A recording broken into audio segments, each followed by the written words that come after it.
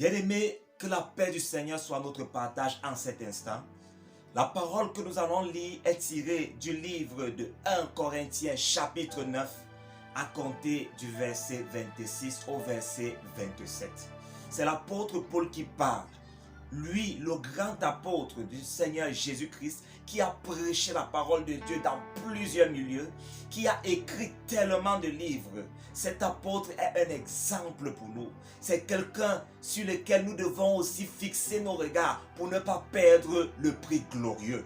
Car l'enfant de Dieu vise un but et ce but est glorieux. C'est la vie éternelle que l'enfant de Dieu cherche. Nous recherchons l'immortalité. Nous recherchons cette vie-là qui ne va jamais finir auprès de notre Seigneur et Sauveur Jésus-Christ. Voilà pourquoi chaque enfant de Dieu, chaque personne doit faire l'effort pour être trouvé par Jésus sans tache, ni ride, ni rien de répréhensible. Pourquoi? Parce que ce but est glorieux. Si tu avais pensé qu'en tant que chrétien, tu pouvais mener une vie normale, une vie de mélange, alors je te dis, enlève cela dans ta tête, car le Seigneur Jésus revient chercher une église sainte, une église sanctifiée. C'est pour cette raison que tu dois faire l'effort de rejeter le mal dans ta vie. Tu dois faire l'effort de t'éloigner au maximum du péché pour que Dieu te trouve agréable. Alors l'apôtre Paul dit ceci: moi donc, je cours, non pas comme à l'aventure. Je frappe, non pas comme battant l'air, mais je traite durement mon corps et je le tiens assujetti, de peur d'être moi-même rejeté après avoir prêché aux autres. Parole du Seigneur. Voilà un message fort de l'apôtre Paul pour toi, chrétien. Lui qui a prêché la parole de Dieu aux autres. Lui qui a pris la peine d'enseigner. Il ne se méfiait pas des gens. Il prêchait la parole de Dieu à tout le monde, jusqu'au roi Agrippa.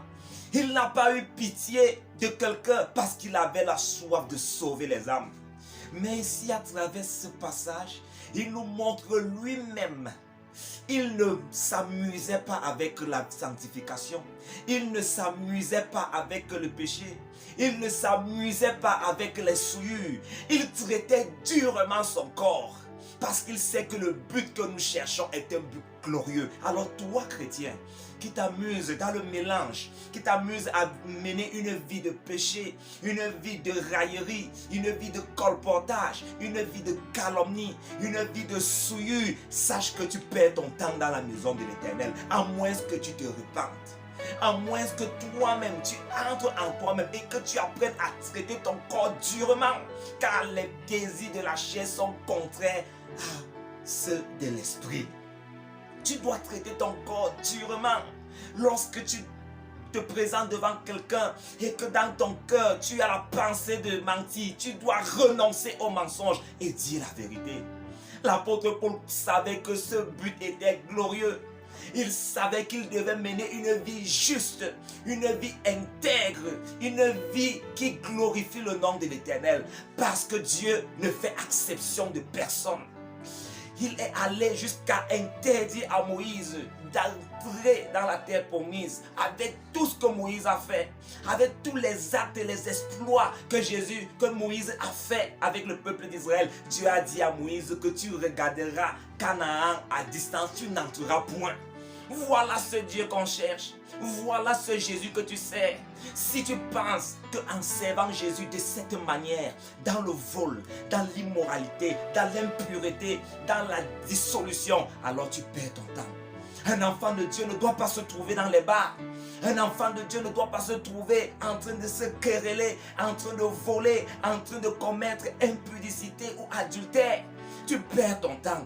Et si Jésus revient aujourd'hui, est-ce que c'est de cette façon qu'il te trouverait? Avec une robe pleine de taches, pleine de souillures? Alors tu peux encore changer. Tu peux encore rentrer en toi-même. Tu peux encore dire, oh Dieu, viens à mon secours. Le sang de Jésus peut encore te laver. Le sang de Jésus peut encore te purifier. Le sang de Jésus peut encore sanctifier ta vie pour que tu lui sois agréable et que tu te sépares totalement du péché. Dans le livre d'Apocalypse chapitre 21, au verset 27, il est écrit: il n'entrera chez elle rien de souillé. L'apôtre Paul connaissait cela. Voilà pourquoi il disait qu'il traite son corps durement. Toi aussi chrétien, toi qui m'écoutes, traite ton corps durement. Tu n'es pas obligé d'aller à ce rendez-vous. Tu n'es pas obligé d'entrer dans la chambre de cet homme parce que tu n'es pas encore marié. Tu n'es pas obligé de te retrouver dans des boîtes de nuit. Si tu es réellement chrétien, alors il faut changer. Il dit qu'il n'entrera chez elle rien de souillé. Dans la ville sainte, dans le royaume de Dieu, il n'entrera rien de souillé. Je veux que tu comprennes cela aujourd'hui. Il n'entrera chez elle rien de souillé. Oui, ni personne qui se livre à l'abomination et au mensonge. Quand tu te livres à l'abomination, à toute espèce d'impudicité, à toute espèce d'avortement, toute espèce de cupidité, tu te livres à l'abomination et au mensonge, sache que tu n'entreras pas dans le royaume de Dieu. Il faut que l'Église comprenne cela aujourd'hui, afin que l'Église se réveille, afin que l'Église se réveille, afin que l'Église se sépare du monde, se sépare des coutumes du monde. Qui t'a dit qu'un chrétien doit être dans les boîtes de nuit, en train de danser, en train de s'amuser, de coller les filles? Qui t'a dit ces choses-là? L'apôtre Paul disait qu'il traite son corps durement. Ça doit être ton partage. Ça doit être ton style de vie. Ça doit être ta manière de vivre si tu désires un jour hériter la vie éternelle. Mais je sais que tu as cette soif-là. Je sais qu'au fond de toi, tu veux vivre avec le Seigneur. Aujourd'hui, Jésus te dit de laisser la mauvaise vie. De ne pas te conformer au siècle présent. De ne pas te conformer à cette mauvaise façon de faire. L'Église aujourd'hui mène une vie de méchanceté, une vie de colportage. Ça ne doit pas être ton cas, toi qui m'écoutes. Il faut croire à l'Évangile. Dieu dit qu'il n'entrera chez elle rien de souillé. Le péché dans la vie d'un chrétien, c'est ça qui mène la séparation entre Dieu et nous. C'est ça qui entraîne la mort dans la vie de plusieurs personnes, une vie de péché. Mais je crois qu'à travers ce message, toi qui m'écoutes, tu vas changer. Tu vas prendre ta vie spirituelle au sérieux. Tu vas prendre ta marche avec le Seigneur au sérieux. Tu ne vas plus te conformer aux choses de ce monde. Tu ne vas plus agir comme les autres. Mais tu vas faire l'effort, comme l'apôtre Paul, de tenir ton corps assujetti. Tiens ton corps. Notre pasteur nous disait souvent qu'il y a des moments où quand tes pieds veulent t'amener au péché, prends même une corde, tu attaches tes pieds pour que tu n'ailles pas. Parce que tu sais qu'en allant là-bas, tu vas pécher. Et un enfant qui pêche n'est pas agréable à Dieu. Voilà l'évangile. Voilà la parole de Dieu. La Bible nous dit clairement dans le livre de Matthieu chapitre 3 que Jean-Baptiste, il prêchait dans le désert. Il disait: répentez-vous car le royaume des cieux est proche. La repentance est importante. Rendre à Dieu, retourner à Dieu de tout son cœur est important.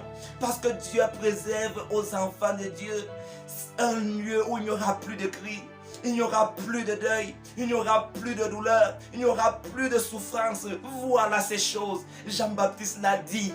Il n'a pas fermé sa bouche. Il a parlé pour dire aux hommes que ne prétendez pas dire en vous-même: nous avons Abraham pour père. Beaucoup de gens se disent que je suis dans une église où on prêche la parole de Dieu, où le Saint-Esprit descend encore, où il y a des pasteurs puissants. Mais quelle est ta vie? Qu'est-ce que tu produis? Quelles sont tes œuvres? Est-ce que ça glorifie Dieu? Si ce n'est pas le cas, répands-toi. Cherche à avoir une relation sérieuse avec Dieu. Tu peux tromper les serviteurs, tu peux tromper même ton apôtre, tu peux tromper ton pasteur, mais tu ne tromperas jamais l'Éternel. Le jour, ce grand jour où Jésus reviendra, tu es sûr que tu entreras avec cette manière de vivre. Alors tu peux encore changer. Tu peux encore changer. Je prie que tu changes. Ma prière, c'est qu'à travers ces vidéos, que les gens changent, que les gens se répandent. Il y avait des malades devant Jean-Baptiste. Il y avait des gens qui souffraient devant Jean-Baptiste. Il y avait des gens qui cherchaient le travail, qui cherchaient à se marier. Mais Jean-Baptiste n'a pas regardé cela. Jean-Baptiste a crié dans le désert que répentez-vous, car le royaume des cieux est proche. Pourquoi il criait? Parce qu'il savait que le cœur des hommes était méchant et aucun cœur méchant n'héritera la vie éternelle. Voilà pourquoi il faut se repentir. Il faut demander pardon à Dieu sincèrement de tout ce que tu as fait depuis ta jeunesse, de tout ce que tu as fait depuis que tu es jeune, de toute cette méchanceté, de tous ces avortements, de toutes ces masturbations, de tous ces viols, de toutes ces querelles, de toutes ces jalousies. Il faut demander pardon et sincèrement à Dieu. Ces gens avaient compris. Ces gens avaient compris qu'il fallait qu'ils renoncent à l'ancienne vie. Voilà pourquoi la Bible dit qu'ils pouvaient venir auprès de Jean-Baptiste. Ils confessaient leurs péchés. Ils les déclaraient publiquement parce qu'ils voulaient la vie. Est-ce que tu veux la vie? Est-ce que tu veux la vie, mon frère? Si c'est oui, alors fais quelque chose. Fais quelque chose. Notre pasteur disait souvent que le premier pas dans le royaume de Dieu, c'est le changement. Est-ce que tu veux changer? Est-ce que tu veux cesser de mener la mauvaise vie?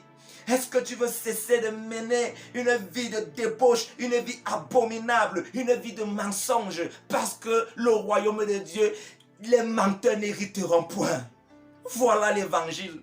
La Bible dit dans Matthieu chapitre 4 que dès ce moment, il est écrit, dès ce moment, Jésus commençant à prêcher et a dit, répentez-vous car le royaume des cieux est proche. Jésus avait devant lui les malades.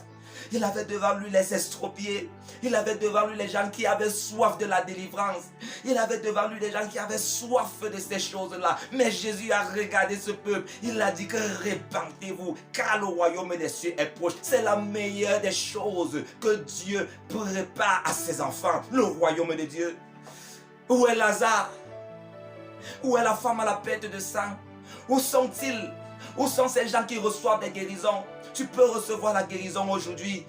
Tu peux recevoir même ton mariage. Tu peux recevoir ce que tu demandes. Mais si tu ne reçois pas la vie éternelle, tu es perdant. Parce que la vie éternelle vaut mieux que toute chose.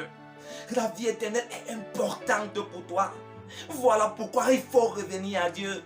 Il faut revenir de tout ton cœur et ne plus mener une vie abominable, une vie de mensonge. Voilà l'évangile d'aujourd'hui. Je prie que tu écoutes ces paroles. Je prie que cette parole te pénètre. Lorsque les disciples ont prêché la parole de Dieu, l'apôtre Pierre s'est levé et ce jour-là, plus de 3000 personnes ont cru à l'évangile. Je veux que ton cœur soit touché. Je veux que tu n'aies plus de repos. Je veux que tu n'aies plus le goût même de manger. Quand tu sais que tu mènes une vie de péché, toi chrétien qui m'écoutes.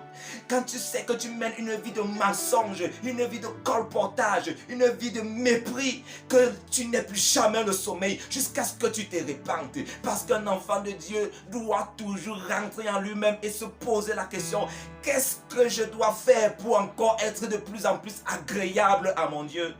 Voilà l'évangile. Je prie que cet évangile te touche.